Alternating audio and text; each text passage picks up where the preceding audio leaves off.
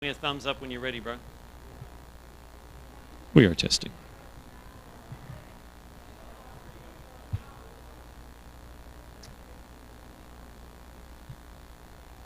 Hello, good evening, everybody. Welcome back. Number 3 of October's program. So we're going to start on time tonight. Welcome all. Come in and find a seat. Is that really going? I don't have a lot of sound, but it's there. It's there. All right. All right. Hey, how are we?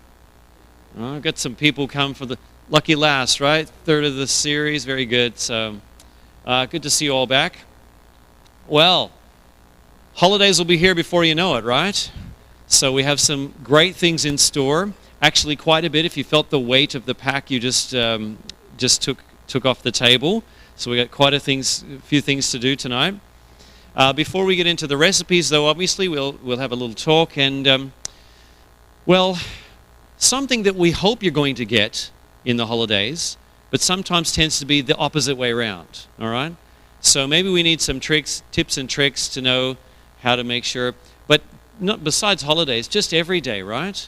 And as we age, and so everyone needs sleep, right? Everyone for every reason, right? So let's get into that. If you haven't been here before, I always say the toilets are out the door to the right and around the corner.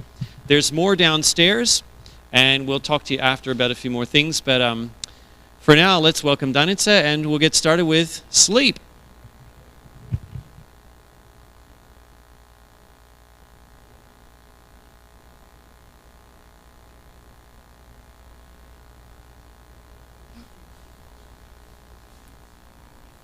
Good evening, everyone. It's lovely to see you again.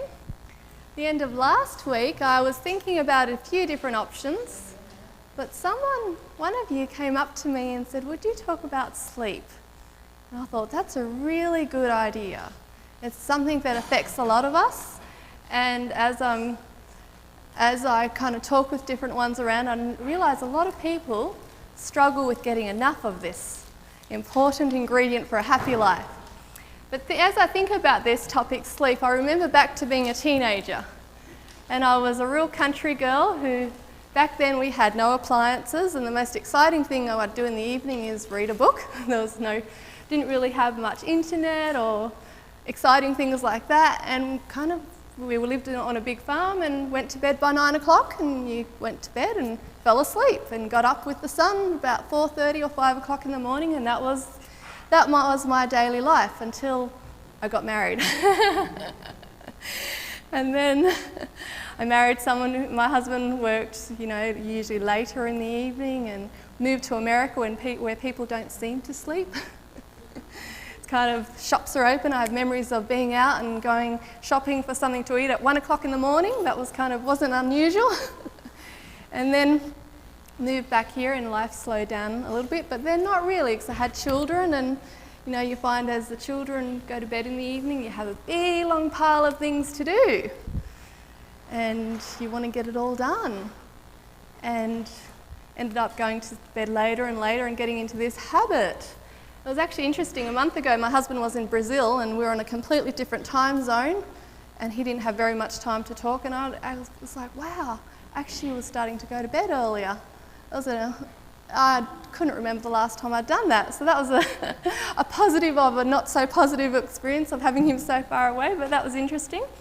But I want to talk tonight about how we can improve sleep and what are some of the things can affect the quality of sleep we get.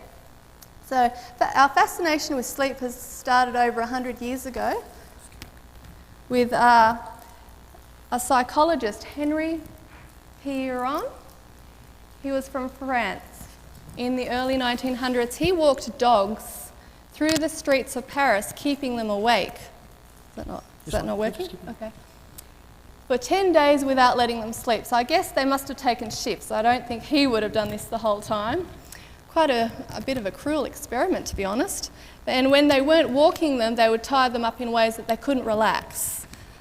And then at the end of those 10 days, they put those dogs to sleep, a permanent sleep, took their fluid from their cerebrospinal fluid and injected it into other dogs, and found that those dogs became very sleepy and slept very well. So So they were like, oh, there's something to this sleep. There must be some toxin that builds up. And they started coming up with the first ideas of, well, what causes sleep and what is this all about? So that was back then. So that's some very basic, trying to figure out what this mystery thing sleep is all about and what causes it to happen. And over the time we've learnt more and more about sleep, but we've found in the last 100 years that there are sleep toxins. They're called adenosines. And they build up during the course of the day. You know what the energy of the cell is? ATP, adenosine triphosphate, is made in the mitochondria of the cell, and that's what our cells run on. It's the energy of our cells. So the end product of that is adenosine. So as the course of just energy metabolism and going through the day, we have that byproduct, and it builds up during the course of the day, and it fits into these receptors. And as we have more of them happen during the day, we get more and more tired. But they found when you drink caffeine or tea, it interferes with those receptors, so you don't actually know that you're tired. So you still have adenosine floating around, but the receptors aren't being filled with the adenosine, and you don't feel that tiredness. So you have this false alertness, but you actually still need the sleep, even though you're not getting that signal. So that's some interesting things. And over time, they've done some more studies. They've done some studies on zebrafish.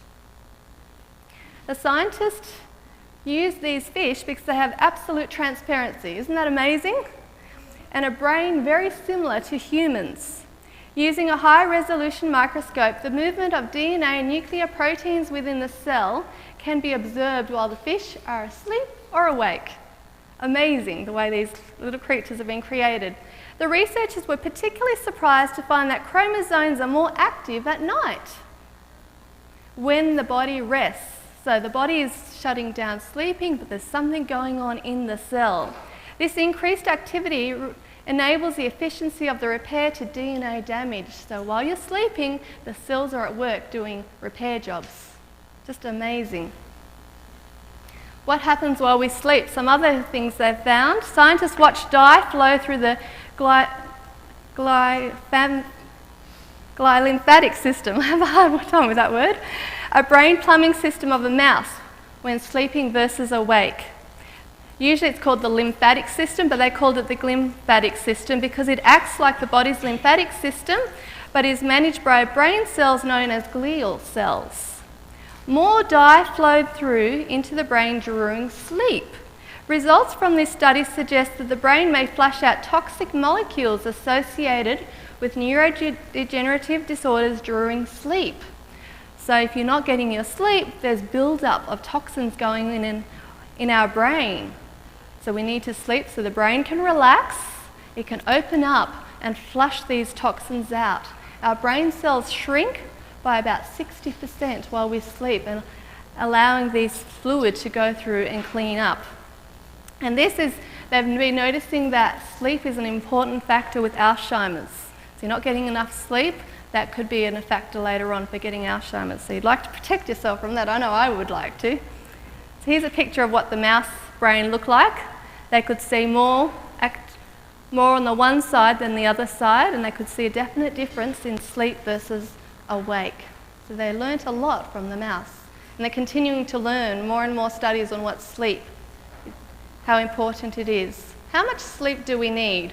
I found a little graph here to help kind of identify what age bracket you are and see how much sleep you need. Are you on there, and are you getting enough?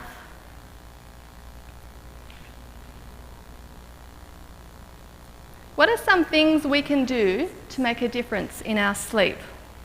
Sticking to a schedule. Your body knows a certain time of day you start winding down, it gets used to. So if you're used to going to bed 11 o'clock or midnight, the body kind of gets used to that, even though it's not a good thing. So you need to look at when's a good time and actually work on that. Have a relaxing bedtime routine. Go for a shower, a hot bath, hot cup of tea, read a good book. Just that whole relaxing, slowing down process. Exercise is very important earlier on in the day. Make sure your bedroom has ideal temperature, sound and light. Have you ever seen people who sleep with the lights on at night? Hopefully no one here does that. I sleep with the TV. With the TV on? Yeah, that's the only way I Well, it's not in your bedroom though, is it? Sorry? Is the TV in your bedroom? Yep. It is, okay. Well, we'll find out some interesting things about that. It's actually good for melatonin production to have your room dark. So if you need to have light, have it in another room or a dim light nearby if you feel like you need light, but you don't want to have light in your room. You also will sleep better if you have the windows open. We actually need to cool down a little bit and want to have a good night's sleep. So if we're too hot, you're more likely to have a fitful sleep and to wake up. So you need to be dressed, have enough covers and all that, but you need fresh air and the room to be cooler. So a too hot room is not a good idea. Also to cut the sound, keep it quiet while you're sleeping. Sleep on a comfortable mattress, it's pretty obvious. Comfortable bedding. Be aware of sleep stealers like alcohol. It may help you get to sleep. They did find that. It helps you get to sleep, but once you're asleep, it's a more restless sleep. So it's not a good idea to drink alcohol. Also caffeine, like we talked about earlier, it fills up those receptors. It actually makes us more awake. It's not a good thing to help with sleep. And also eating late and heavy, which is something we'll talk about a little later on. Turn off the electronics before bed. That's kind of a problem with this day and age. Like back in my teens, it wasn't quite the thing, and now we all have our mobile phones, and you can check Facebook and Instagram or your messages, and it's all happening 24/7. And I know often I've had that evening, I'm like, I just feel really calm, I'm settled, I'm ready for bed, but then I'll just send a message to so-and-so, I'll just check on something, and the moment you get to the device and you're doing that thing, you wake up. All of a sudden, and it's a real thing, it's the blue light that's coming from your device actually helps wake you up and get you all alert. So it's a good idea as part of slowing down, probably an hour before bedtime, put the phone away, put it to sleep, put it in airplane mode. And if you want to do something, read a book. Reading a book does not have the same effect as looking at something on your phone. It actually has a much more calming effect. So stimulate your brain by reading a book, a calming book. Or it's particularly something spiritual is really good, something that's going to set you up in a good state of mind for a good night's sleep. Now there's two very important hormones to do with sleep. We're going to look into them. Does anyone know what they are before I go to the next slide? Serotonin and? Good on you. I've got some people who know here. You can help if we miss anything. Your levels of melatonin are boosted when it's dark. Serotonin levels increase in sunshine and light environments. In short, melatonin helps you get to sleep and serotonin helps you feel awake when you get up the next day. Serotonin also plays an important role in sleep because the body uses it to synthesize melatonin. Melatonin is produced at night and plays a fundamental role in regulating the body's biological clock and the entire sleep-wake cycle. Now we're going to look into melatonin a little more. I put the wrong one. It's spotlight on serotonin here, sorry. Serotonin impacts every part of your body from your emotions to your motor skills. So it's the happy hormone. It's your get up and go. Makes you feel like you can face the day, you can do things. You need serotonin. It's considered to be a natural mood stabilizer. It's a chemical that helps with sleeping, eating, digesting, reduces depression, regulates anxiety, and heals wounds. It does a lot of things, and I just took the most important things there. There's a lot of other things it does too.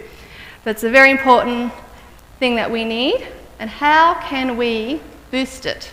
That's the thing we want to know. How can we have more of it happening? Exposure to bright light. This morning when I was waking up, probably about 5:30, when the sun was just starting to peek through, I was kind of coming to and I was like, the serotonin's working. You can tell I've been studying too much. Dreaming about serotonin, I was like, is it already morning? Serotonin's at work.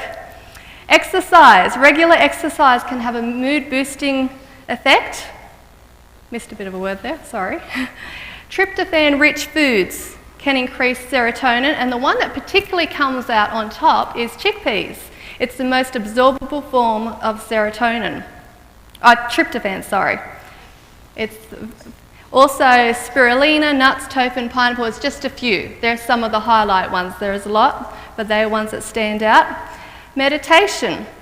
and prayer, I would say, can help relieve stress and promote a positive outlook in life, which can greatly boost serotonin levels. High levels of the stress hormone cortisol rob us of serotonin. So you can, and I've experienced that when you're pushing, got a lot of cortisol happening, and you just feel like your get up and go has got up and gone. Have you ever felt like that? And I was looking and I was like, just feel so exhausted. I'm just struggling to meet the next thing. I was like, serotonin levels, got to boost them. Yesterday there was a lot of people out there doing a busy bee, and I was in behind the computer studying, and I'm like, I'm missing out on that serotonin. Everyone out there is harvesting. They're getting lots of serotonin. So I was feeling a bit jealous. So today I was like, I've got to get out there and get some more serotonin happening. But it's getting out in the sunlight, exercise, move, and getting that positive memories and reading positive things boost our serotonin.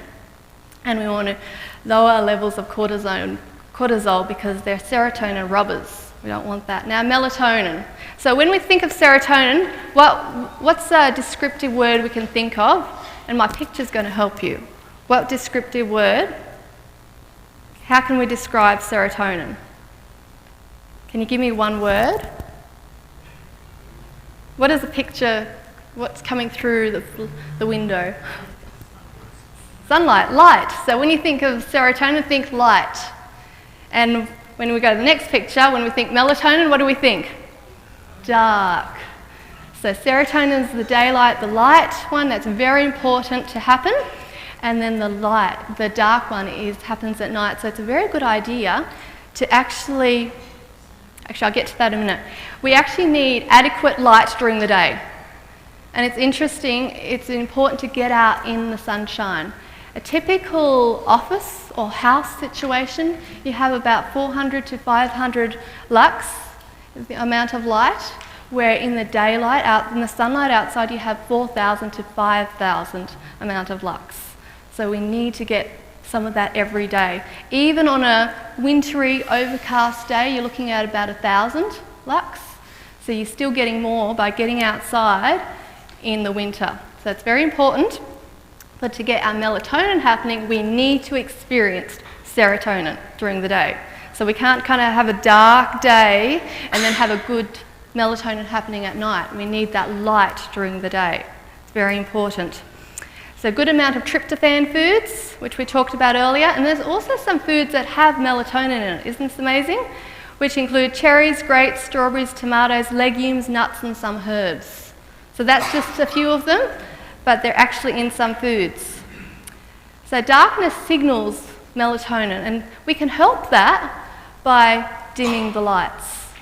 We can maybe have some candles or some low-lit lamps. Turn off your bright lights.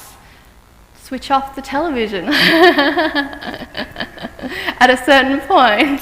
Maybe, do you have a way of dimming your television? Can you dim your television? No.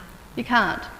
For some, I know computers, you can dim the screen, and that's a good thing to do. Yes, that is a really good idea. Change it to nighttime mode and turn the lights out, and you will feel your body. You'll start to calm and you'll feel that sleepiness coming over you.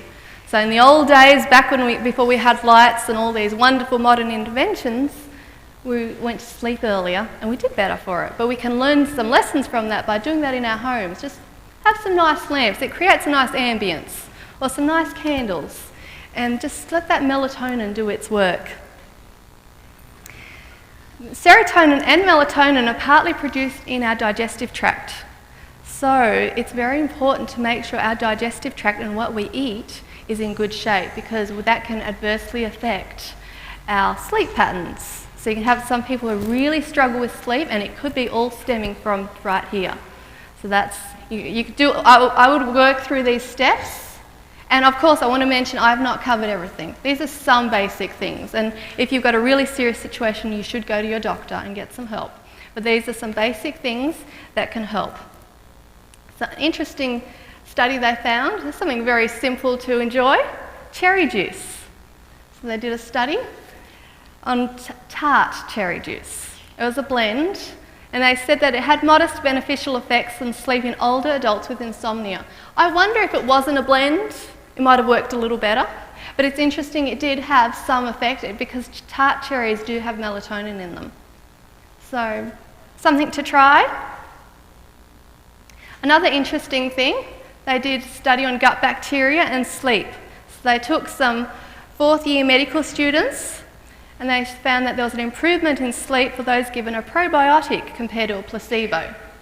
So they had the two groups and they swapped them around, and they found that those who, their study looked at anxiety, brain activity and sleep inventory scores of subjective sleep quality. Total scores were significantly lower than baseline on the day before the exam and recovered afterwards, indicating stress-induced decline in sleep quality. And you notice that when you're stressed before an event, the night before, you're just really stressed and you don't sleep.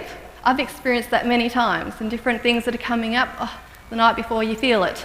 But they found with these students, the group that took the probiotic, they did a lot better and they slept better and they had the better quality sleep and overall did a lot better. So it's interesting how something that affects the gut, remember I talked about how serotonin and melatonin are produced to a certain extent in the gut, so having a healthy gut will affect the way we sleep. Another factor that helps with sleep, it's something to do with serotonin, where we get serotonin. What could it be? We get it during the light when we go outside. Our body makes something. Very good, you're great students. Vitamin D. So they did some studies on older men and found that the nightly total sleep time, sleep efficiency and wake time after sleep onset were they used a RIS to figure this out. They increased that the low vitamin D people increased the likelihood that participants experienced insufficient sleep, sleeping less than 5 hours a night. Low levels of vitamin D were linked to lower sleep efficiency scores and a greater chance of scoring below 70%. A healthy sleep efficiency score is generally considered to be 85 or higher. So but it works hand in hand, doesn't it? Getting out there in the sunshine, getting your serotonin levels and your vitamin D. Another fascinating, yes? Is there any particular probiotic? Yes, there is one that they used in the study, but I could get that to you because I don't have that right here. But overall, every probiotic, I would get a broad spectrum that helps your overall gut, and that will help. And we can talk more about that later. A very interesting one, sleep apnea. And I thought this was amazing. And this is one, if you have this issue, I would highly recommend you go to your doctor and talk to them because this is a very serious sleep disorder. But it was interesting that what they found, that the obstructive sleep apnea patients after consuming antioxidants, now remember we've talked about antioxidants a lot, haven't we? What are they found in? In what was that? They're particularly in your greens, in your colours, and in the queen of them all is the berries. Lovely medicine, I think. So these patients, they spent more time in stages 3 and 4 of sleep. Their device, they were able to have it at a lower pressure. Oxidative stress contributes to sleep behaviours in these patients, and antioxidant intake improved the quality of sleep in them, which I just think is amazing. It's definitely something you should have medical help with, but there are things you can do to improve your situation. So now we're going to look at some nutrients needed for melatonin. They found folate. Do you know what folate's found in? I want to give you a clue. Think of the word foliage. What do you think of when you think of foliage? Greens. So folate comes from the word foliage. So let's make sure we get plenty of greens. Magnesium, we've talked about that. Where do we find a lot of magnesium? Was it in white things? It was greens, great. So greens, yet again. So we're foliage for folate, the greens, magnesium, and zinc. What are some foods that zinc is high in? Pumpkin seeds, excellent. The seeds particularly are really good. So the deficiencies in these nutrients have been linked with lower melatonin levels in rodents. So there's some studies, they do a lot of studies in rodents rather than humans, but they teach us a lot. In another study, vitamin B6, either alone or in combination with zinc, increased plasma melatonin. And I just wanted to share on a personal level, I have worked a lot with sleep problems and found magnesium is a huge one. So either getting it from lots and lots of greens in the diet, or Epsom salts baths are another good one. And a good thing that I found is to get a really, really good supplement and take that regularly. And you will notice a difference in getting to sleep and staying asleep. Magnesium makes a huge difference. And your quality of sleep. You sleep a lot deeper when you're taking magnesium. So I've really worked with that a lot and just seen that's huge. So don't forget the magnesium. Another good key, very important to get a restful night's sleep. And it can be hard at first, but over time it's easier to work with. And it's a practical thing. Give your digestive system a break. Eat a very light dinner. Or have a fresh juice or smoothie. Don't those juices there look appealing? Something like that in the evening? Because if you eat a big heavy meal at night, you go to bed and your stomach is still working. And that translates into, what do you think it could translate? Two things. Can you help me?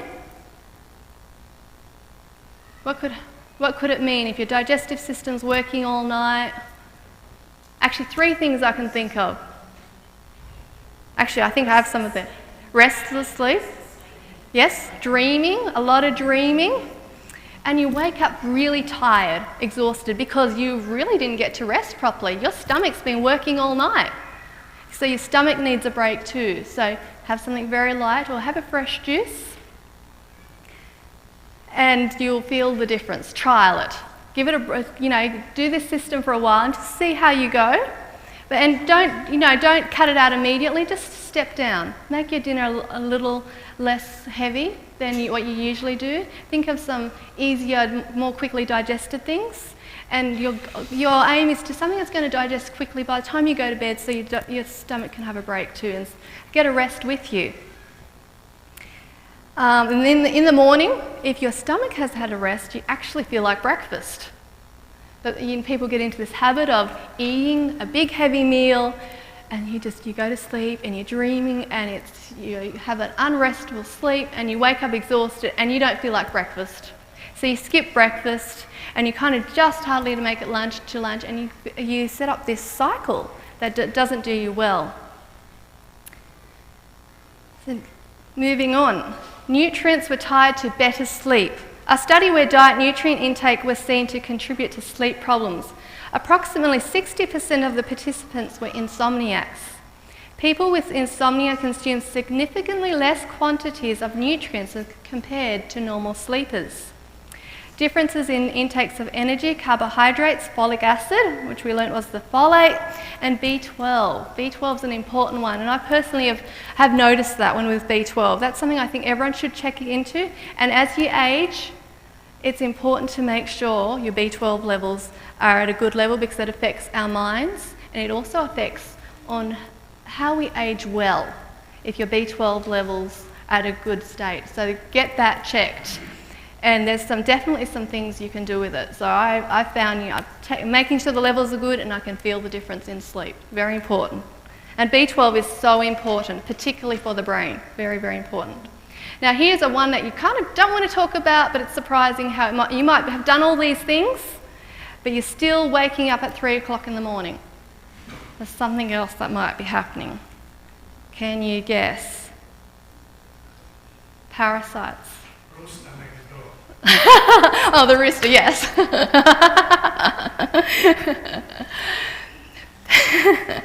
Parasites are more active at night.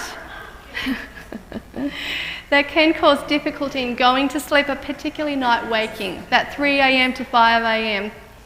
thing can cause anxiety, you feel stressed, your cortisol levels are up, and they can cause disturbed sleep. So you know how you worm the dog, the cat? Do we ever worm ourselves? We should. We should do some worming things regularly. And just one simple thing. What can you think of that's a good wormer that you eat? What was it? I still didn't hear you. Cloves. Yes, cloves is definitely a good wormer. But something that we put in our food very regularly. Garlic, yes. Ginger. So making sure we have these things regularly. And there's some other herbs that specifically really help. But it's something we should think about. I'd rather not host a worm. Now a nice one that will help with our sleep is drinking. Are we drinking enough? Did you know not drinking enough can affect the way we sleep? A study reported in February of this year, using US and Chinese adults, found that shorter sleep duration was associated with higher odds of inadequate hydration. So ask yourself this question: are you drinking that 3 litres a day? Are you getting it in? Get it, and don't have it just before you go to bed, because you definitely won't sleep well then. But start off in the morning before you have breakfast. Have a hot cup of tea. You're getting your water in. And through the day, so I like to get so many cups before breakfast, so many cups before lunch, and then so many cups before the evening. But get into that habit, and when you create that habit, your body starts craving it. So just you do it for a while, and then your body will tell you, I'm thirsty, I need that water. And you will sleep so much better. And you actually find you will actually need to go to the toilet less in the night, because when we don't drink enough, our urine is very concentrated and the body has to get rid of it. But if you're drinking more, it's not so concentrated and you're more likely to be able to sleep through the night. So that will help. So think about that one. Are we drinking enough? It's an important one. So I hope we found something useful. And if you haven't, if you've got some more questions, we can still talk some more. But I hope you'll be inspired to go to bed with the birds and have some sweet dreams. And get up with the rooster maybe. So remember the serotonin and the melatonin, and we'll all be happy and more productive. So hopefully we'll all have some good sleeps this coming week. Thank you.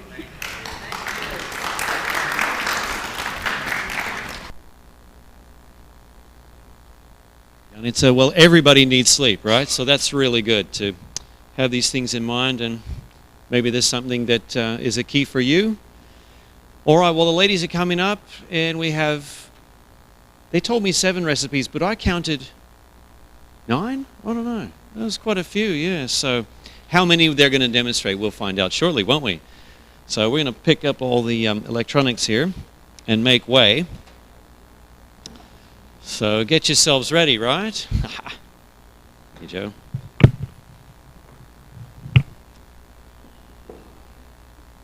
Three weeks has gone too quick, though, hasn't it? Yeah, so anyway, we're enjoying ourselves. All ready, guys?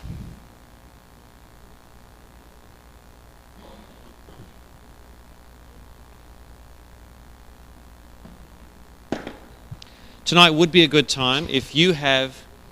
So we'll come back in May, and we'll have we'll do this again, hopefully. So if you have things you'd like us to address, topics or something, tonight would be a great time to suggest them, so that we can be prepping for the next few months. Whether it's recipe content or whether it's lecture content, it'd be great to get those in the system. So yeah, bring your suggestions in tonight. Here we go. All right. Hey, what's up first, Lydia?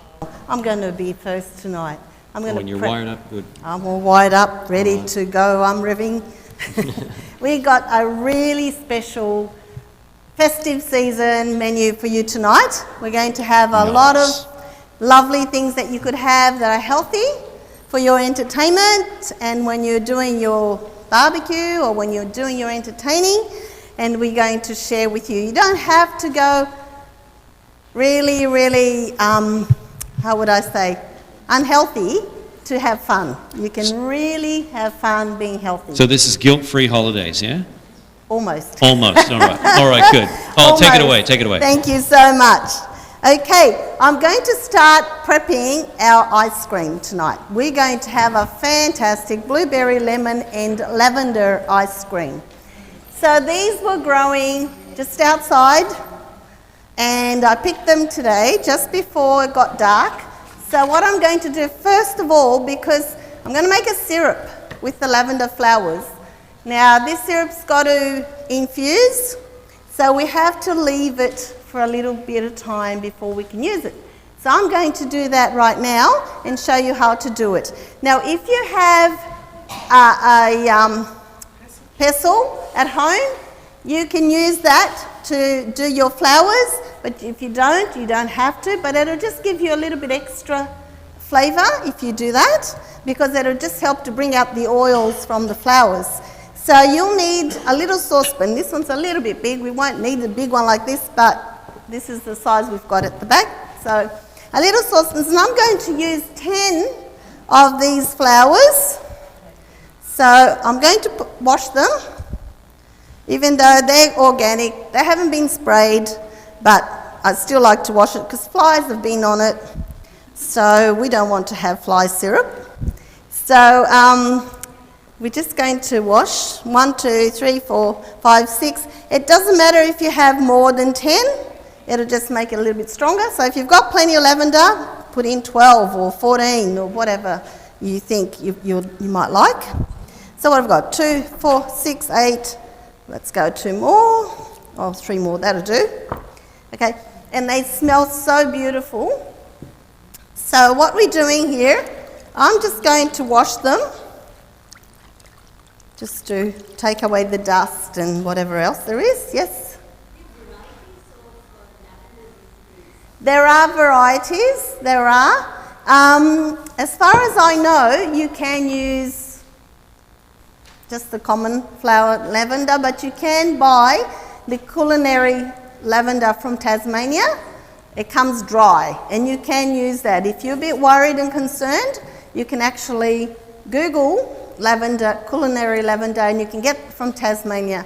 And it's about $7 something a packet, but then you've got $15 postage on top. So if you're going to go there, buy a whole lot of other things, because they do have a lot of other nice things that make your postage worthwhile.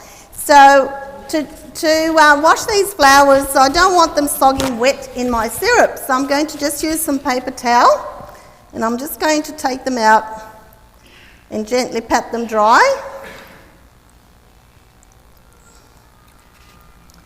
Actually, if you go to Tasmania, I'm pretty sure you can get lavender ice cream at the lavender farm. So, thank you, Rosetta. Okay, just pat them dry gently. Yeah, I did. I put some of the stalk, not much of it. I haven't put any leaves, but I just put a bit of the stalk. That'll give it extra flavour. It'll just enhance it a bit. So I'm just going to leave that there, and I'm going to measure 3/4 of a cup of maple syrup. Now we only use 2/3 of a cup, but I'm going to do 3/4 because it'll get some of it will absorb in the flowers. So when you do measure afterwards, you'll find that you don't have a full 3/4 of a cup once you sieve it. So I'm going to do 3/4 of a cup of maple syrup.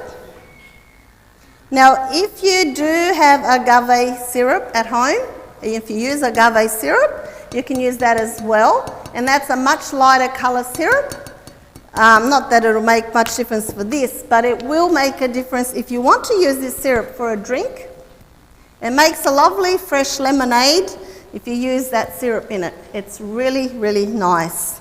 So if you want to do a whole lot of syrup and put it away, it'll last you quite some time, and you can use it on your pancakes, on your waffles, and all sorts of things. Okay, so they're ready to go into the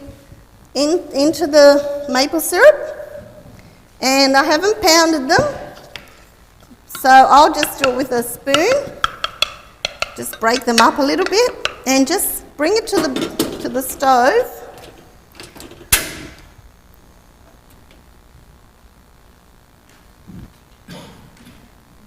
And just bring it to the simmer, just as long as it starts simmering, and then probably about a minute, half a minute to a minute of simmering.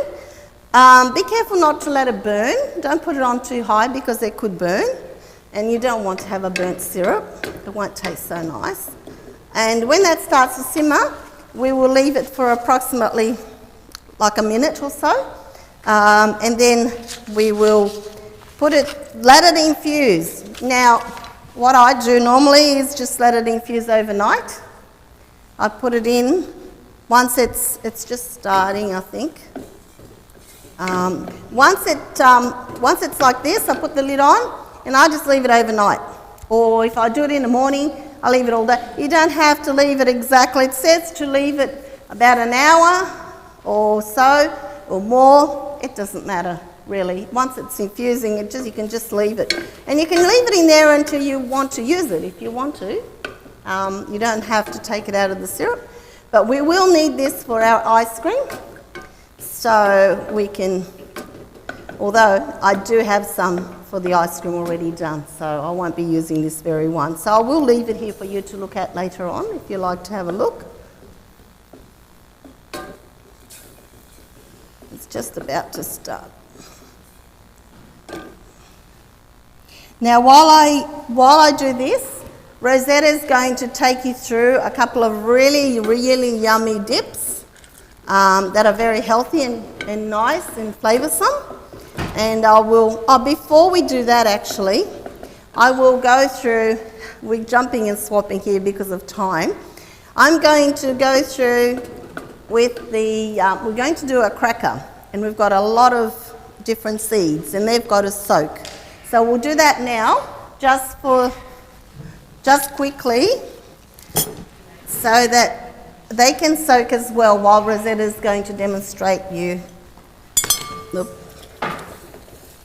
Okay, can someone let me know when a minute's up, please?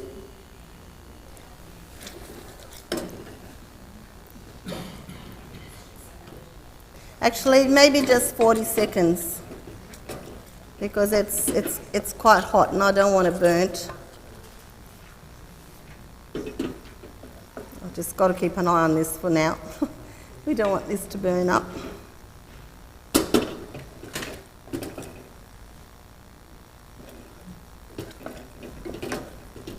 Okay, any questions so far?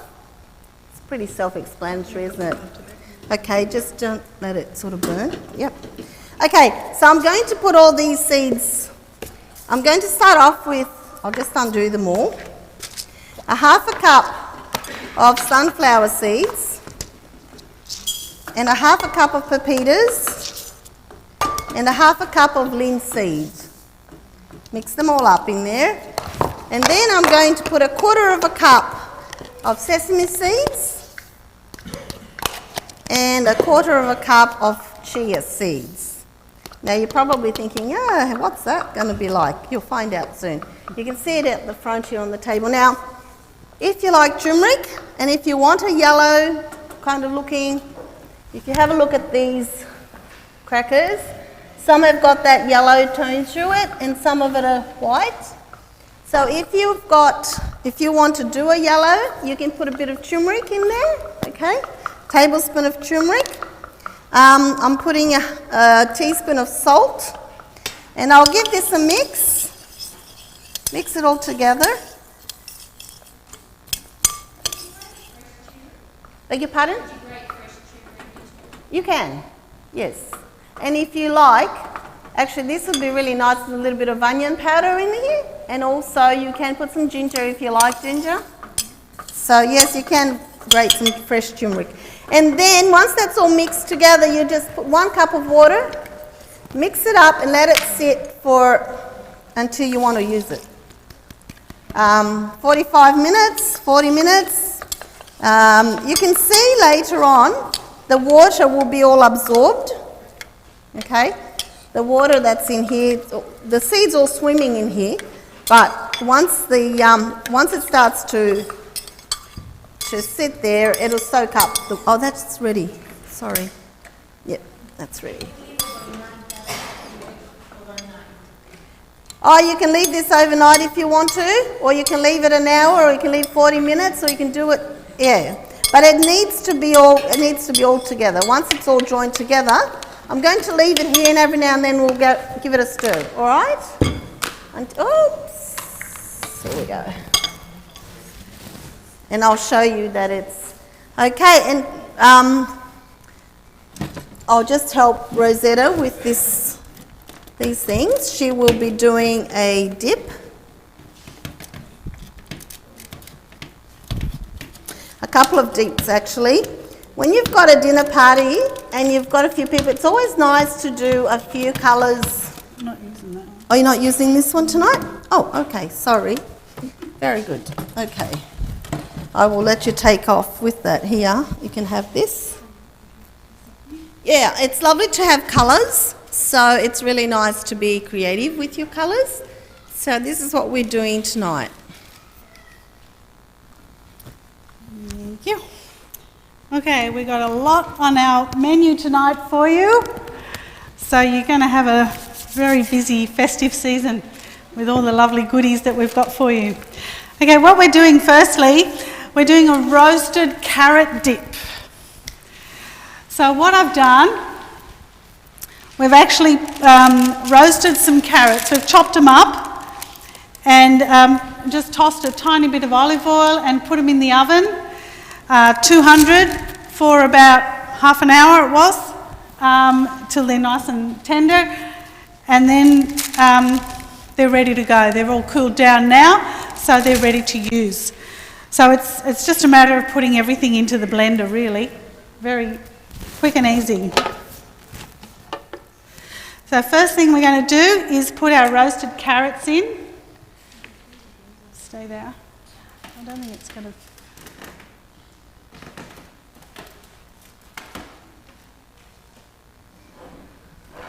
reach.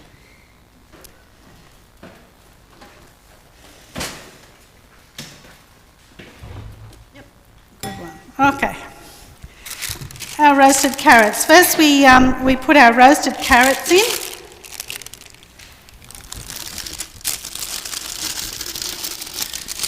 So they're a little bit caramelised in.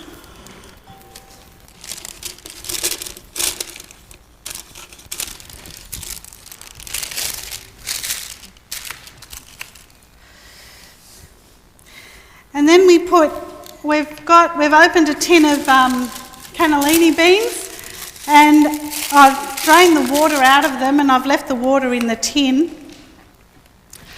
So we're going to use the water, so we put a little bit of the water in with the carrot so we can blend it. So just a little bit in there, just so that it can, well it says 5 spoons, but you know.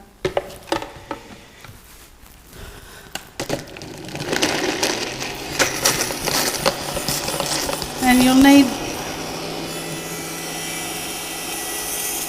the plunger because it's a tiny bit, but this is only half the recipe. So when you have a full recipe, it'll blend up really good. It doesn't even fit. So that's just done that a little bit.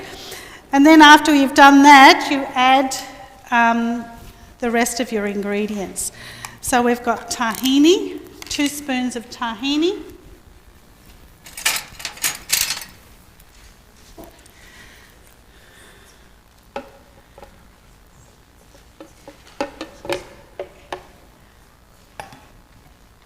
Two spoons of tahini, which is nice and nutty, gives it a good flavour. It's good for you too.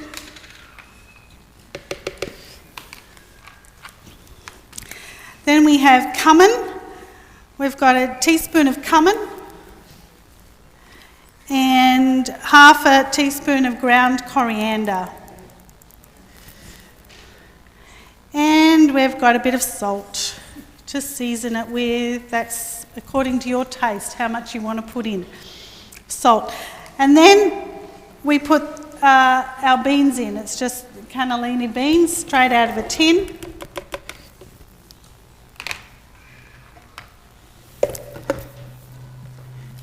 And hopefully it should blend up now.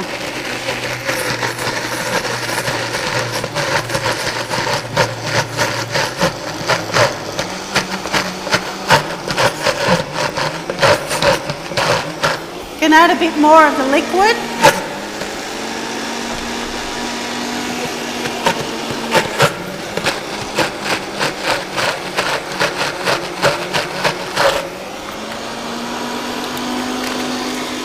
dash of our olive oil.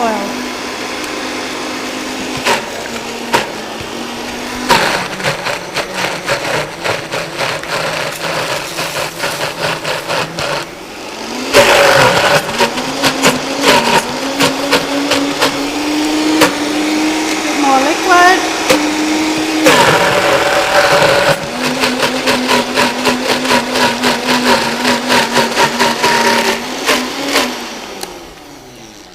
And that's it. And then you've got a yummy carrot dip. I'll just spoon it out here, and I'm going to use this blender again for the next dip. You can take that out. Do you need this? I'll need the oil for the next one, but everything else can go. Yeah.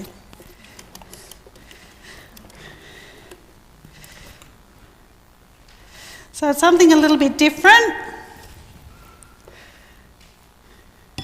Depends on the carrots. Yeah, if you've got nice sweet carrots, this is going to be good.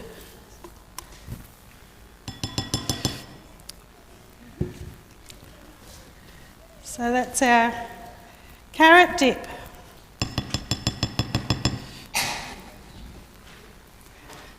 Yeah, you see it?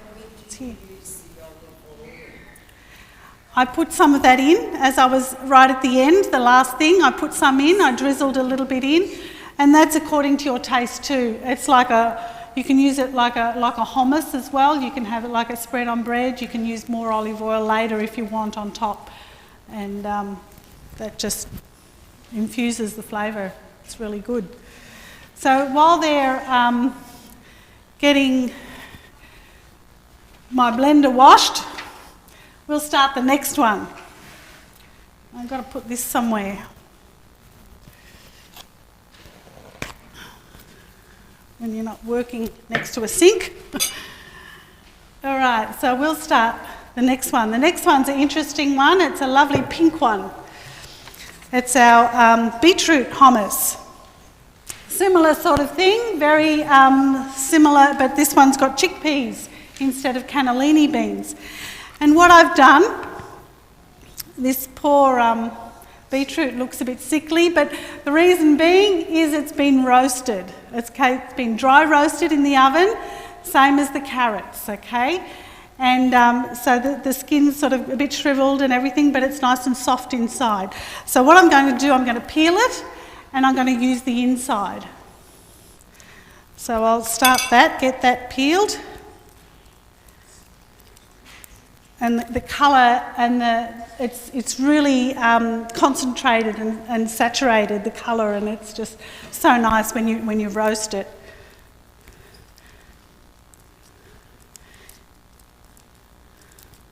So it's different to when you boil them. When you boil them, the flavour doesn't stay as strong with the beetroot. So when you roast it, that's where the flavour stays there, and it's so yum. Thank you, Lydia.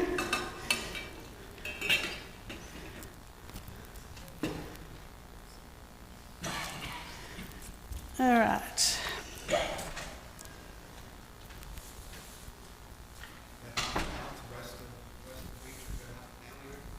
Yeah, we did it at the same time as the carrots, so it was the same.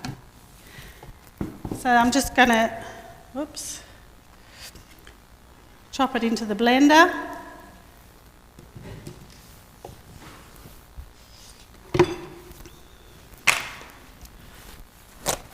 My hands are a little bit red, but that's okay. A bit of lemon juice later, we'll get rid of that. And then what we've got to do, we've got our chickpeas. Now again, we've done recipes previously, aquafaba, so you can retain the water out of the chickpeas if you don't use it all. Retain it all, put it in the freezer, and you can whip it up later, and it's like an egg white substitute. So that's very good to use. You can actually make meringue out of it, so it's awesome. We've done recipes using the aquafaba, so I'm just going to drain it off, and I'll be using some of it when I'm making this. So it's just a tin of chickpeas, very easy. So the first thing we're going to do, we're going to blend this up a little bit just so that it starts the process going. A little bit of water in there, and hopefully this blends up because there's only one in there. It's awesome colour. Yeah, no, it doesn't want to blend up. I have to put everything else in. Okay. That's the problem when you make tiny amounts. Unless you've got one of those little, what do they call them? Yeah, NutriBullet things, the little ones, they're good for that. So anyway, so all you need to do is put all your ingredients in and blend it all up. So I put my chickpeas in. And again, I've got tahini.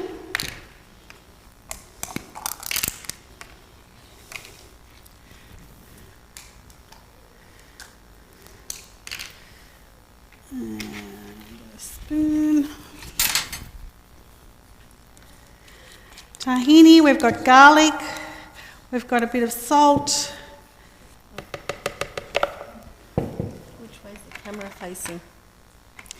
And we've got the rind of 1 lemon and the juice of 1 lemon. So this is actually going to make the colour really pink, really nice with the acid in it. 2 garlic, salt to taste, and then we're going to blend it.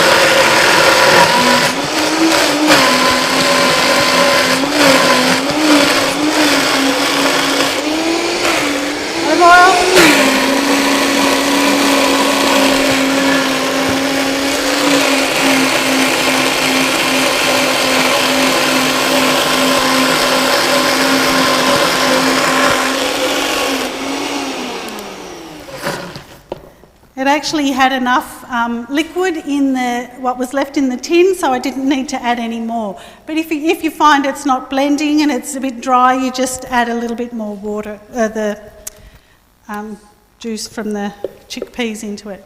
Look at the colour, isn't it awesome? So pretty. Reminds me of kids' Play-Doh.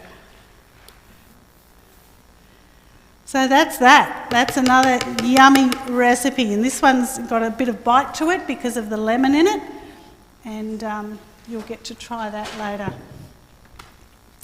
And I'll just scoop that out.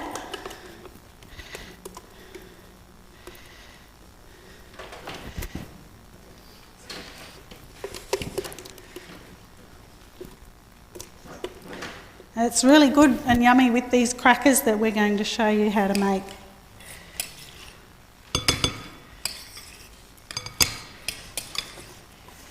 Then all you need is a green one, and you've got a semaphore. You've got the red, the amber and the green. Guacamole would be nice. Yeah.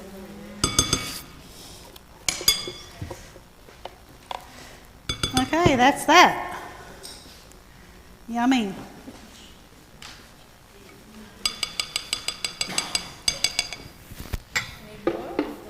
Done.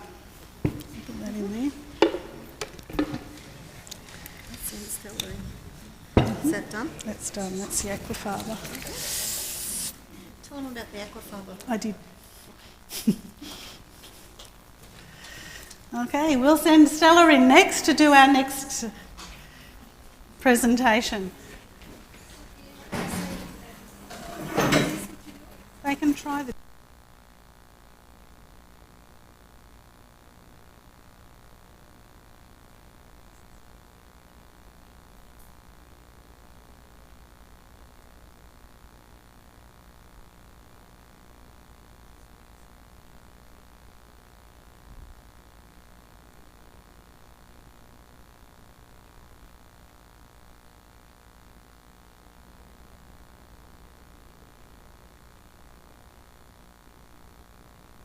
she's doing...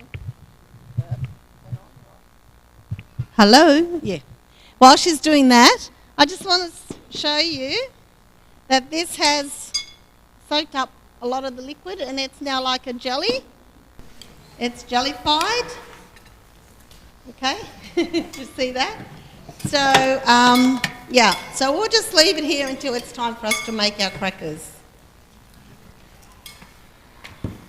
How's it going? All right? Thank you.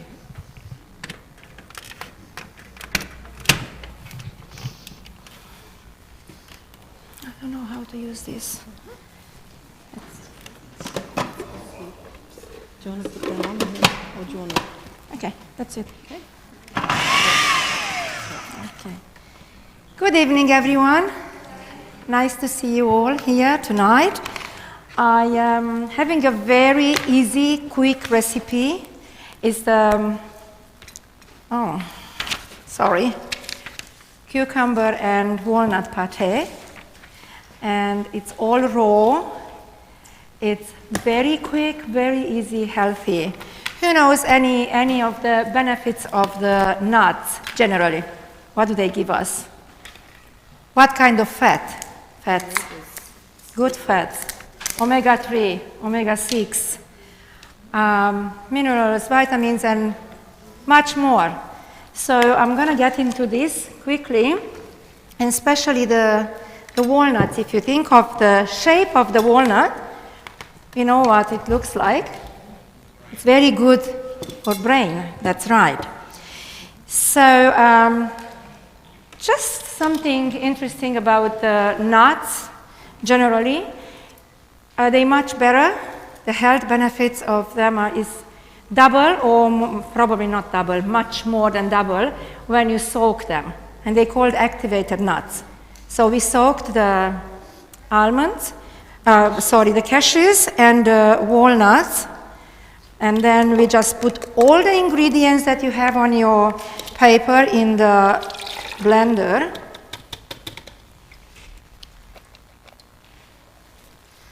Nice walnuts. And then we have the carrots. We have the celery. When you look at this rainbow and the benefits that this gives me when I'm going to put it on a slice of cucumber, it's just amazing. So, and we put a little bit of lemon. Lemon originally was not on the recipe, but we tried it and it's more palatable, it's nicer, tastier. And a little bit of salt to taste. Now we don't use in this the regular soy sauce, but you can use, if you don't have it, you can use the regular soy sauce. We use this, we have it downstairs. It's healthy for, yeah. It's a healthy soy sauce, it's less salt in it. It's called Bragg's all-purpose seasoning, from soy protein. So if you're interested, we have it downstairs. Thank you. Sorry, I need my helper sometimes. Okay. 2 tablespoons. We'll put 4 teaspoons in it. Did anybody try the last week's recipes? Any of the, yes? How did you go? Beautiful. So that's it. We just whiz it up.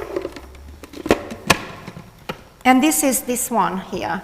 We just serve it on a slice of cucumber. This little, yeah. Just, but it's very nutritious. And everything is raw in it. Yeah. Now, sorry for the noise.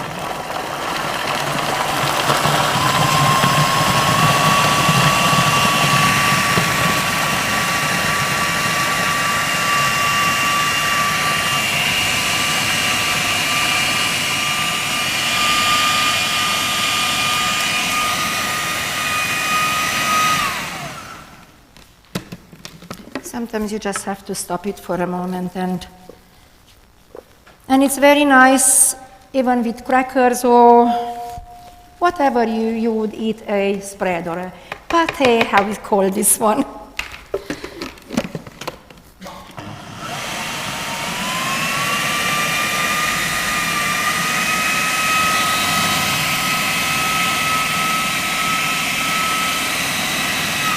I'm gonna do it once again.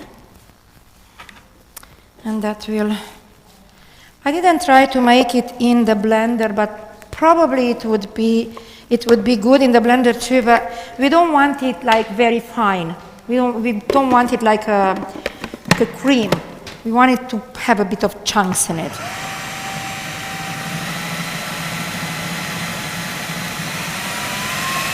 Can I please have a knife? Thank you. You want to just put the, yes.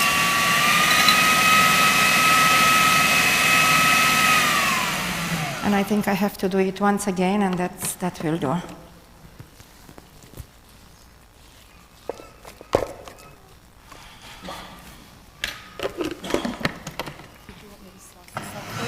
Yeah, just 2 or 3. Thank you.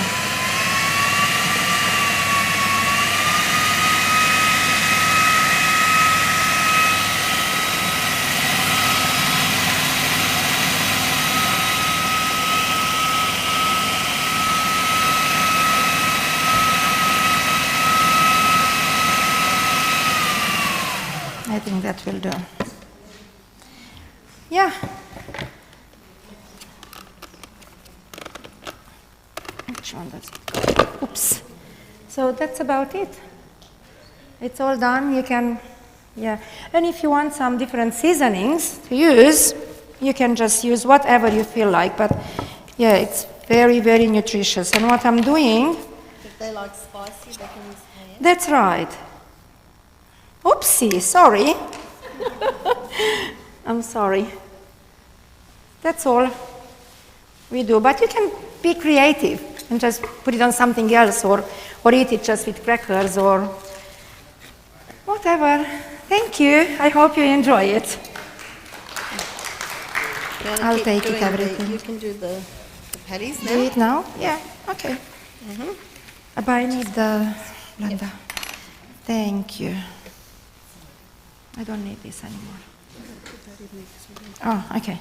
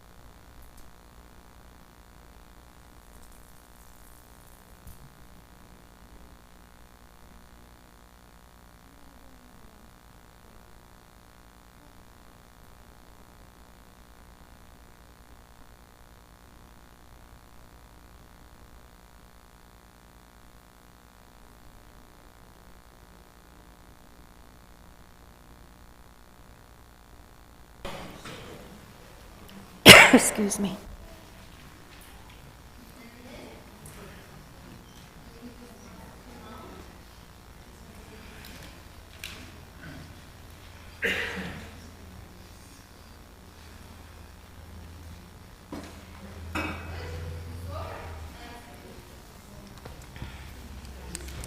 Okay, another nice and quick and easy recipe. I don't know if you like, but I really like quick recipes, easy. In this time that we live, it's no time for really fancy dishes, just something quick and healthy. So, does anybody know anything about the red lentils? Red lentils. I didn't know much about it. We didn't eat them much. But now that I had to do this dish, I thought, why am I doing it? What's in it? So it's amazing how many health benefits the red lentils have. So we soaked the red lentils, as you see it on your recipe. And while I'm waiting for the blender to come, I'll just read you just a couple of the health benefits of the red lentils. It's amazing. They are high in protein, good source of iron. They are full of fiber. Lentils are good for your bones. They are a good source of folic acid. They are high in magnesium.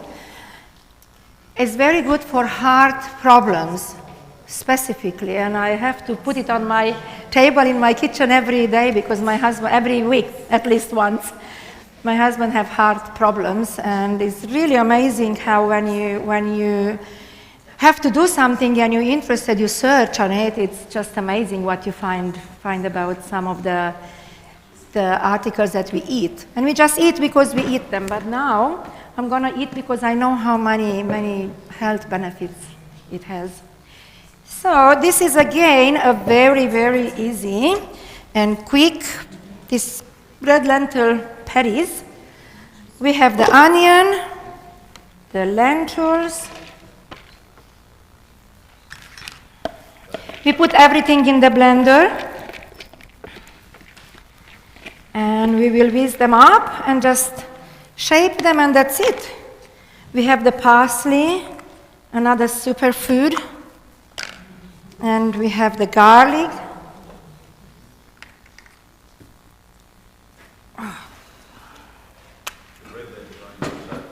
Sorry? They soaked, not cooked, no. But they will be baked in the oven, yeah. And then we have the soup fusion and the tomato paste. Sorry? Or you just leave it out. Yeah, I would just use a capsicum or something if you like. Yeah, but I would really, you can leave it out. It just adds to the flavor, or you can put something, another flavor that you would like probably basil or something. I put, yeah. So, I didn't fix it yet. Oh, she took my spatula.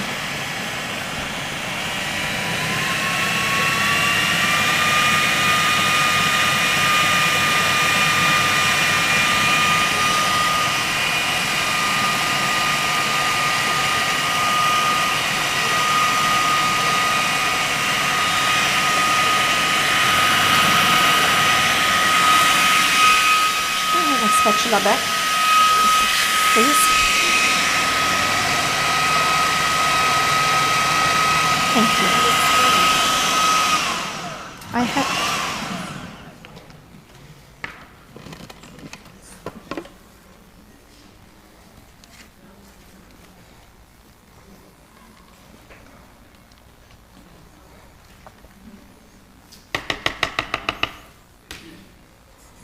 A bit different, but I really like the taste. When I first made it, Amy made it first, my daughter-in-law, and it really, really tastes nice. And just thinking of the pate having all the ingredients raw in it.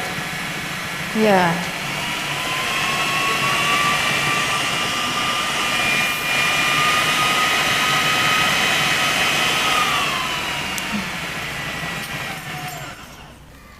And that's about it.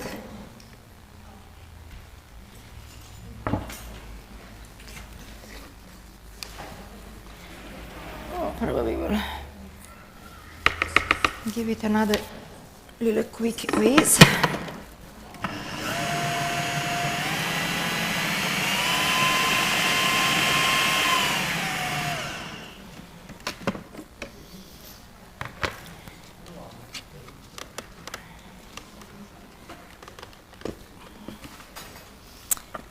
And then, can I please have a spoon, Lydia? I have it here. And then what I do... Oh, yes, thank you. What I do, I just scoop it with this measuring spoon on the paper, on the cooking sheet, and then it goes in the oven. And it's ready. It's nice in bread rolls.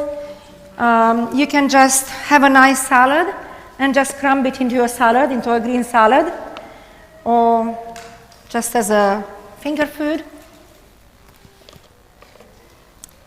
Okay. Do you want me to finish it here or go? Oh, okay, you keep going and Okay. I'll just take this off you. Thank you. Thank you, Stella. You're welcome. Thank you, everyone, for coming. Yes. I did not try, but I believe yes, because other foods with lentils you can freeze. Yeah. Okay, now that Stella's doing that, I'm going to quickly do, I was told, hurry mum, hurry mum. So, I'm just going to quickly show you what we do with this gooey stuff. So our seeds are, okay, are ready. The water's been absorbed and the chia and the linseed acts like an egg and binds things up together. So we're going to quickly spread that out. What I've done is I've greased a tray and put some paper down on the tray. I'm not going to oil the top of the paper. I oiled it underneath so that the paper won't move, okay? But on the top there's no oil. So this has absolutely no oil in it. So it's just the seeds and the water and salt. And if you want to put any, like I said, any onion powder or any flavours, you can do that, turmeric, whatever else you'd like to put in here. Dry parsley or anything that you fancy, you could add to it. But this is just very plain and simple. And we just spread that out as thin as we can. Now this will go in the oven for about 20 to 30 minutes until you can see it starting to firm up and it's not crisp yet. And then you cut it where you want it, how big you want it. If you wait until it's completely done, it's going to be hard to cut it because it'll be too crisp and you won't be able to cut it. So before it gets to a stage where it's very crispy, just cut it and then put it back in the oven for another 20 or 30 minutes. You will, depending on your oven. Okay, at home I had to do mine at 160. Over here, 170. Some of them you go 150 or some of them you go 180. So it just depends on your oven at home. So just spread it with the back of the spoon. And it should cover a tray about as big as this. Now this can last quite some time because once it's cooled down, it's like a cracker and you can keep it in an airtight container and you can use it with salad, you can use it with a dip, you can use it with whatever you like. And did you enjoy the flavour? Yes. Yeah? Okay. So just run your spoon backwards and forwards to make sure that it's evenly spread because it's always thicker in the middle. So we're just trying to spread it out a bit.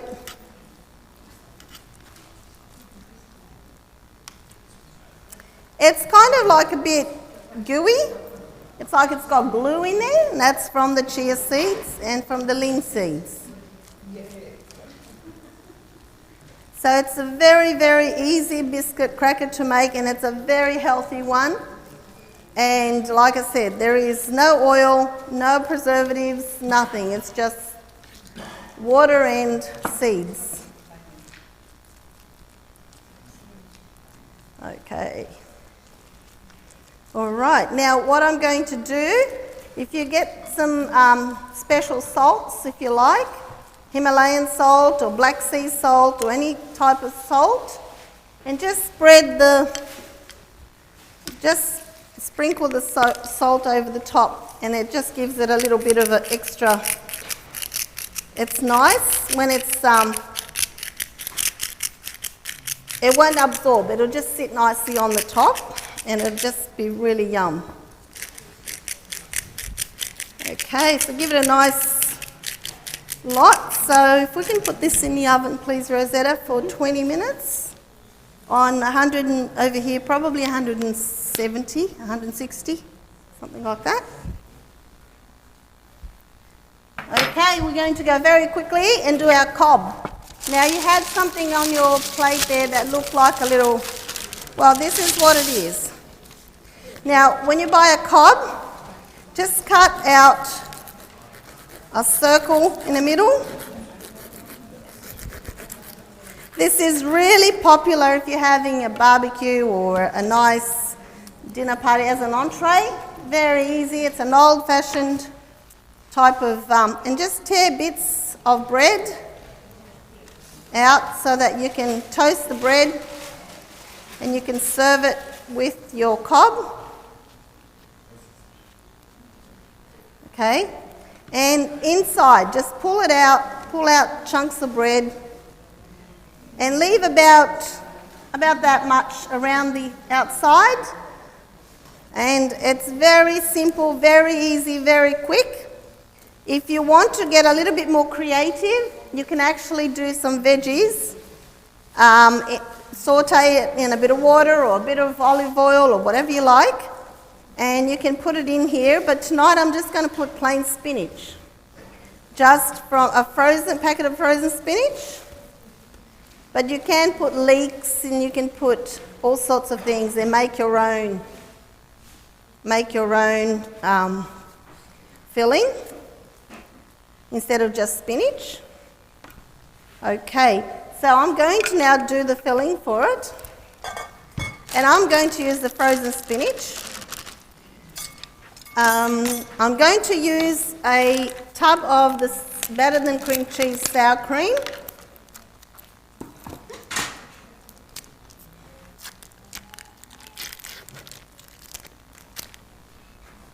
It's a nice one for winter as well because you can serve it hot and it's really nice. Spatula.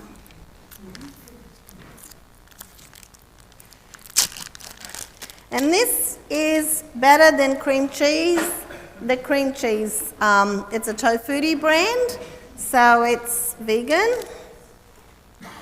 You're probably very familiar with this. So I'm putting one of the better than cream cheese and one of the sour cream.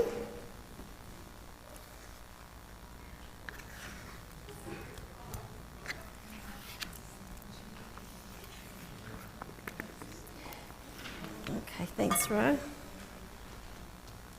Now, if you have a bar mix at home, you can actually mix this with a bar mix and it's a lot quicker.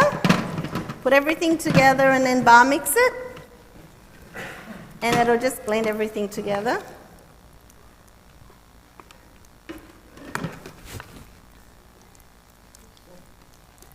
The sour cream is soft and the other one's a little bit harder. And then I'm going to add the spinach, the frozen spinach, into it. It's been defrosting for a little while, so that's all ready to go.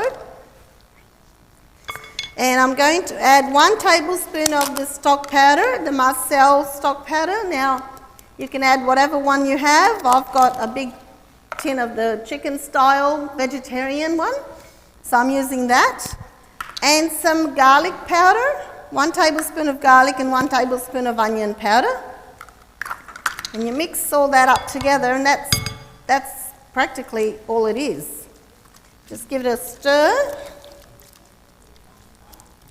And you put that back into your cob and in the oven for about 20 minutes to half an hour, and it'll crisp up really nice.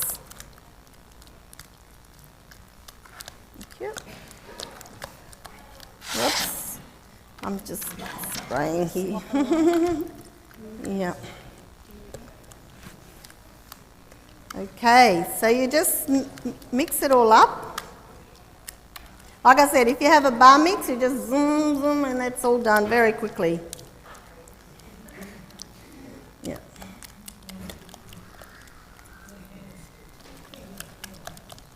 Okay. Oops. The actual better than cream cheese is a little bit harder than the sour cream, so just make sure that it's all mixed in properly. And put that in your cob.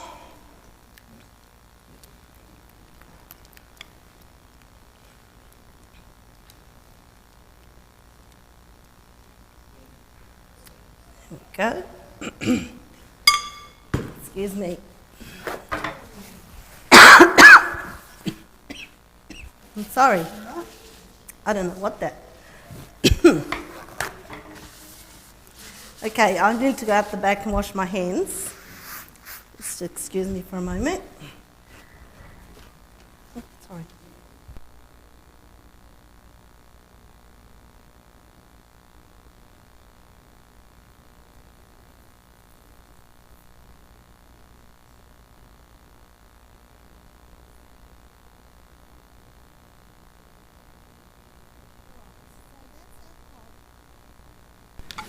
Very, very, very easy.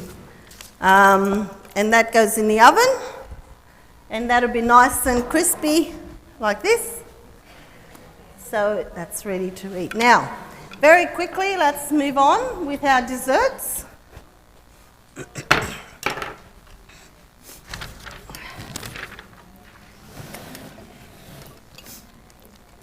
Okay, this is a very quick cheesecake. And it's a very, very easy one to do. Thank you, Rosetta. Oopa.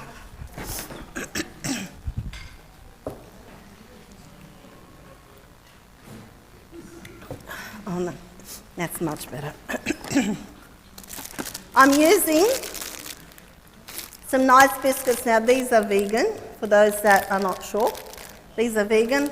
Now this dessert will be a little bit naughty because it's got sugar. Tonight's dessert, one of them. The other one doesn't, this one does. So I'm going to first prepare the base. And I'm going to just crush up the biscuits. And I'm going to use some coconut oil. Now you'll probably find that your dessert's a little bit hard on the bottom, the coconut oil, because we pressed the biscuit crumb a bit hard, and but when you put it in a bigger dish, it'll spread out a bit more and we don't have to press it so hard. Anyway, let's move on because the time's going. So we're going to do the base, and I'm just going to use the biscuits. I'm going to use a full packet. A friend of mine gave me this recipe and I rang her this morning. I said, I really want to do this cheesecake tonight. Can I use it? And she said, yes. She said, I'll be watching you. So I hope that I'm doing it justice because it's absolutely gorgeous.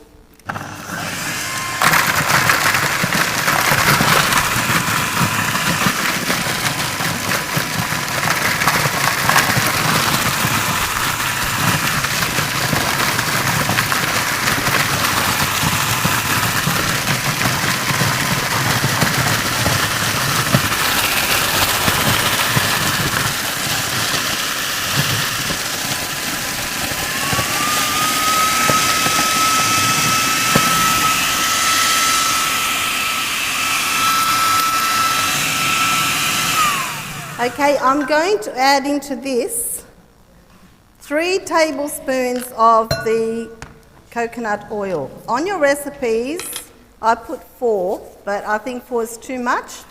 I think 3 will be right. So if you can change your recipe to 3, I'll start this up again and put it in. Why is it staying?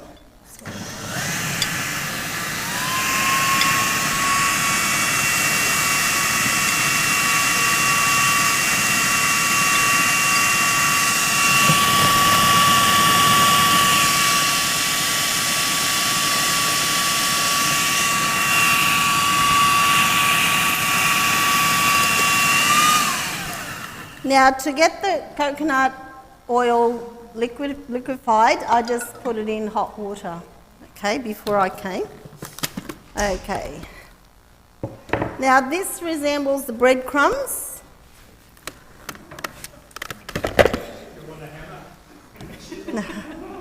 Okay, and I'm going to put that straight into here.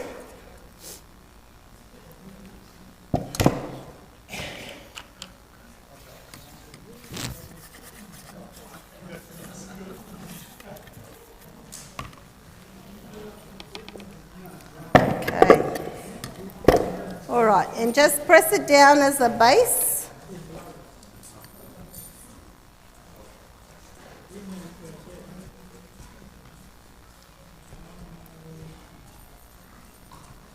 And now that's almost ready for our, sorry, I'll have to use my fingers.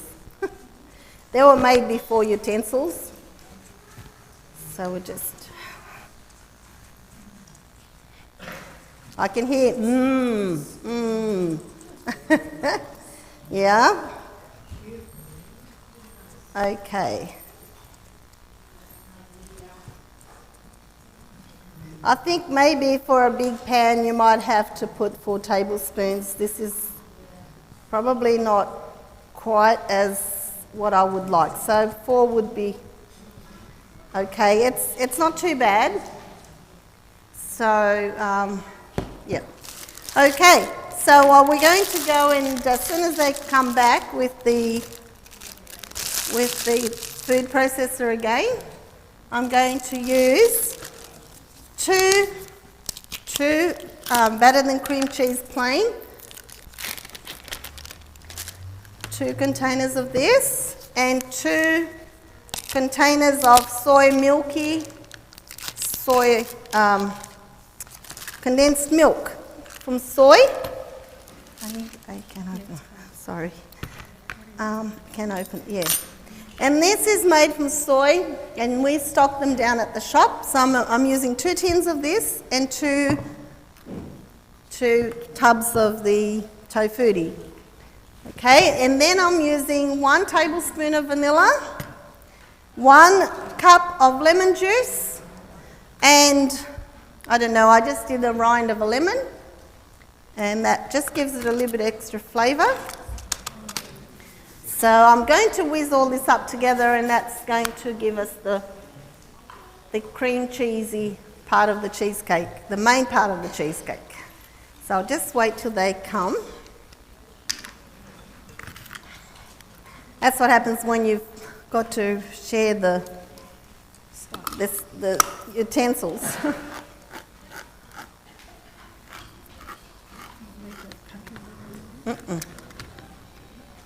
Thank you. We thought we'd do an extra special amount of things tonight because it's our last night, and I think you'll enjoy it.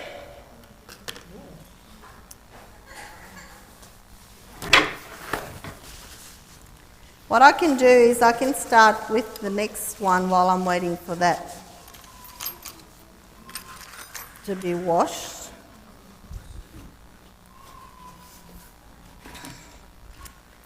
Okay, the next one, final one would be our ice cream, so we're not doing too bad. Oh, here it is. Okay.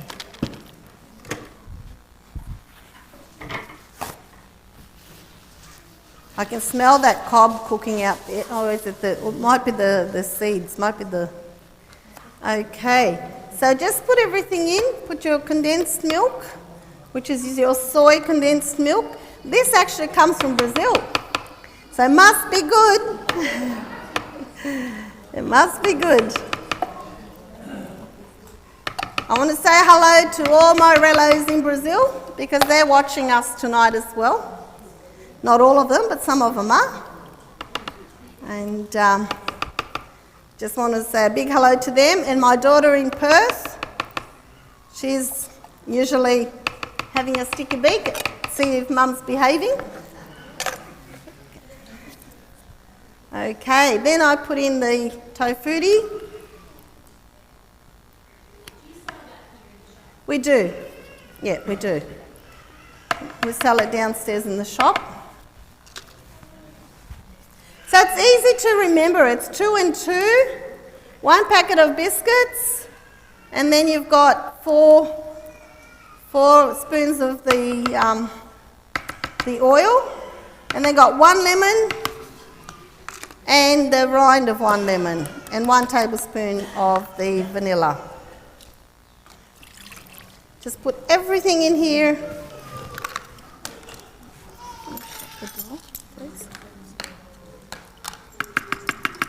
Okay, I'm using vanilla extract.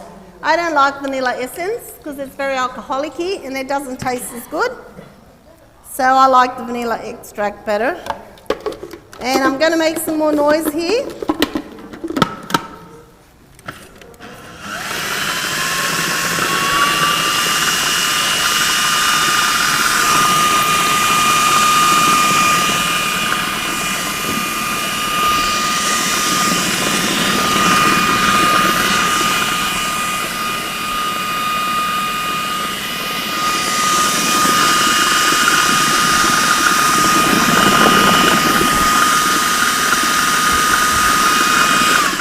Okay, this is looking really nice. Okay. It's beautiful. Now, when you make up this cheesecake, it's better to put it in the freezer for at least 12 hours, okay? So that it'll set itself.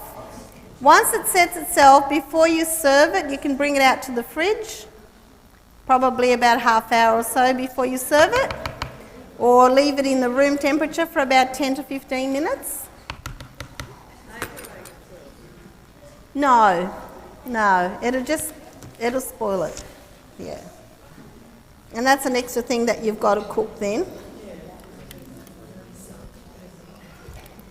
So this makes up a nice, quite a good sized cheesecake, and it's, as you have tasted it, it's quite a flavoursome. Yeah, you don't need too much of it. So the beauty of this is once it's set, you can cut it and you can just leave it in there and just put little pieces.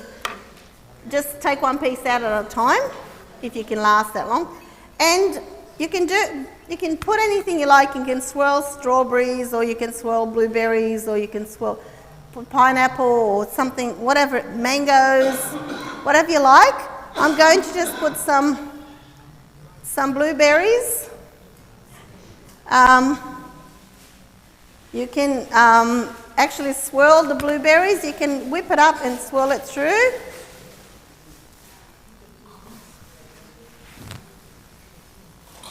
And this can go in the freezer now until tomorrow.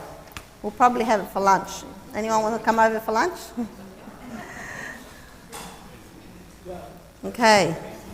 So that's our cheesecake, and I've got one more item. I'm sorry, running a little bit late. One more item for you tonight, and that's our ice cream. Our lavender, lemon, blueberry ice cream. Okay. All right, so that is ready to go out to the back, to the freezer. I should have had a bigger cheesecake tin, because that one's really, really full. Yeah. Okay, let's do this ice cream, shall we? So you can all go home. Unless you want to go home now. Okay, just got to bear with me. For the ice cream, we have soaked the cashews. It doesn't matter how long. It's always nice to have a little bit of cashews soaking.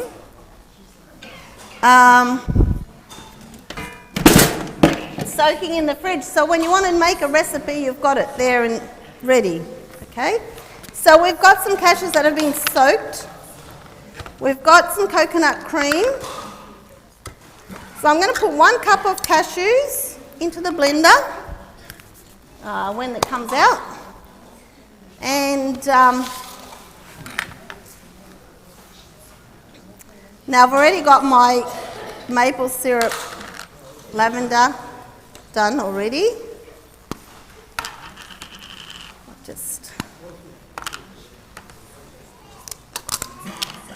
Okay, I'll just see how they're going with that blender.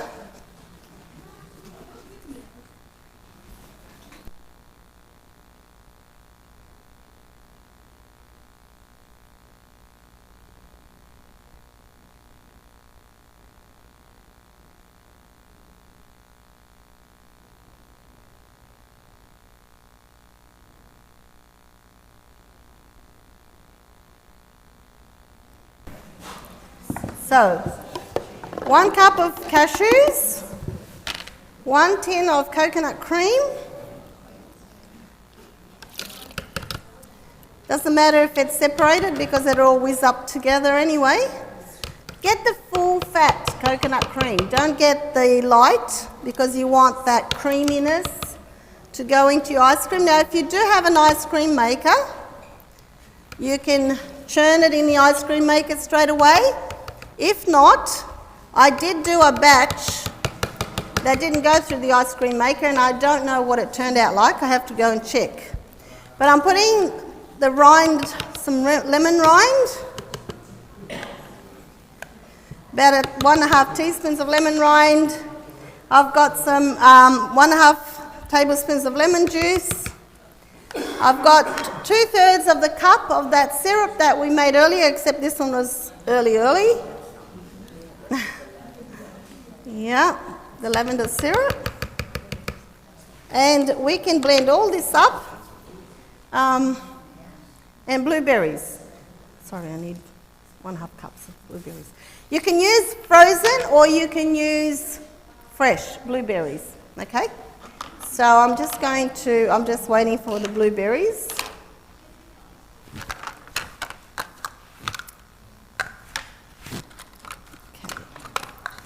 Are you getting the ice cream? How is it? Yeah? That's good. I'm glad you're enjoying it. And 1 tablespoon of vanilla extract again. And I'll get the blueberries in a minute and then I'll just whiz all this up. And I will get my machine, my ice cream machine, and I'll be back in a second. I need the ice cream.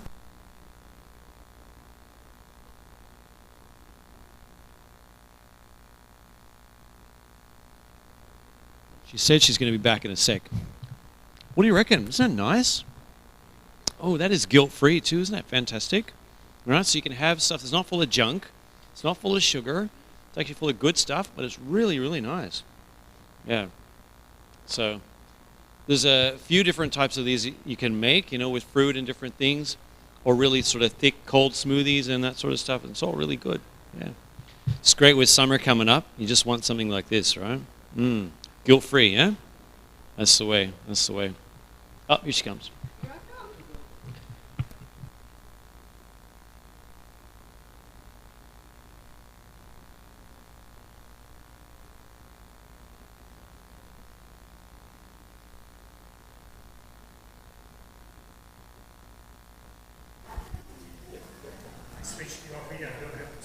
Okay, am I on yet?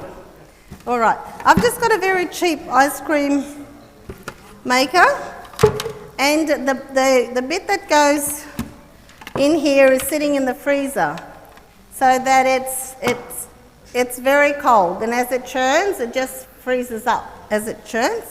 Okay, I've got my blueberries, 1.5 cups of blueberries. I'm ready to go. Sorry about the noise again.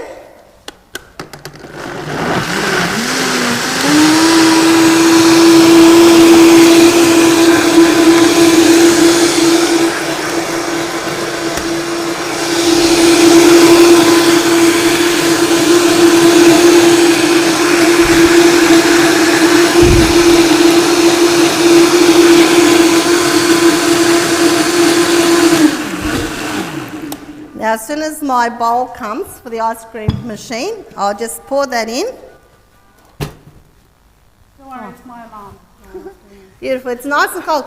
if you've got an ice cream machine that like this, you've got to make sure that you can't hear the water swishing, and that means that it's all frozen properly. So put it on here. I'll put my piece inside. Okay, I'll put my lid on before you switch it on. And most of them work the same way. There's a little, yep. Now switch it on before you pour that in. And that'll start scraping, and now you're ready to pour your ice cream in. And it takes about between 20 minutes and half an hour to freeze up.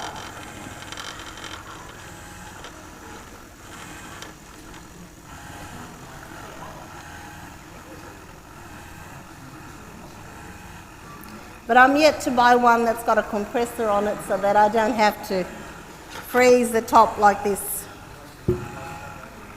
One like this is probably about $140 or something. The one with the compressor is about $350, anything up to $450. But you might be able to pick something up in the second-hand shop or St. Vincent or some of those places sometimes. eBay. My daughter said to me that she had 3 with the compressors going at this St. Vincent or one of those shops when she went. And she said, "Oh, Mum, they're only $30. And I said, "Oh, why didn't you buy me one?" But that's our ice cream, and that'll just keep on churning there. So I hope you enjoyed our festive night. And yeah, have a lovely holiday. Beg your pardon? I'm going to check because I did make a batch and put it in the freezer without the churning. I'll just go and check and I'll come straight back. Did you get the one that I put out there without the churning? I just did it down in the freezer. The ice cream. I'll go have a look. Nathan, you can take over while I go and look for this. It's like a lot of work happened here, so what do you reckon? Good stuff, eh? Some good options, right? Now, kid test them. I think this will pass a kid test, this one. So that's another thing, but gotta love good food that's good for you, that's fun and yum. Yeah, all those things, right? That's fantastic. All right, it's a bit late. I'm not sure if the shop's going to be open tonight, but I'm sure we always love to help you out. Yes, for sure. So if you want to do some late night shopping tonight on a Monday night, you'll be welcome downstairs. The new location, if you haven't been here in a while, it's sort of the other end of the building, this end of the building downstairs, rather than up this end. I think everybody knows by now. Okay, am I switched on? This one's the one that I churned, that I put in the freezer after churned. This one's the one that I just put without churning. And it's pretty good. Oops, it's pretty good. So you can do it without having to churn it. Yeah.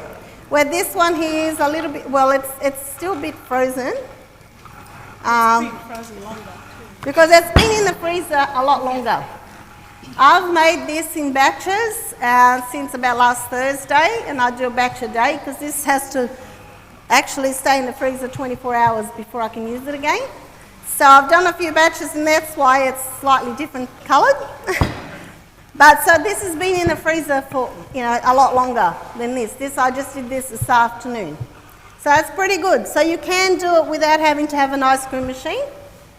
And yeah, thank you so much, everybody.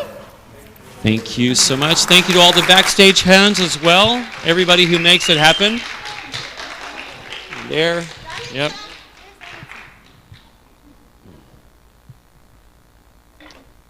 The team has worked very hard through the season. So we thank you for all your lovely lectures and for keeping us spot on. And all these folks here, they've been doing a marvellous job and working very hard out the back. Thank you all. Yeah, very good. Thank you. And thank you all, because you're the reason we're here, and we love, as we say, we love food and we love people. Yeah. So we'll be in touch because we'll do this again next year. We've got the all the students that come in every second year, if you remember, some of those ones. So we'll have a new crop coming in next year, so we're going to have a lot of fun there. So we'll be in touch. But until then, we really hope you enjoy your summer and your season. And we're just going to dismiss with a prayer. So let's bow our heads. Heavenly Father, thank you so much for wonderful things that you've provided, and that you love each one of us, and that you give us good food and good fellowship. Pray that you'll bless each person and each home represented here. Be with them and watch over us until we may meet again. Keep us in your care. In Jesus' name, amen. Good night to you all.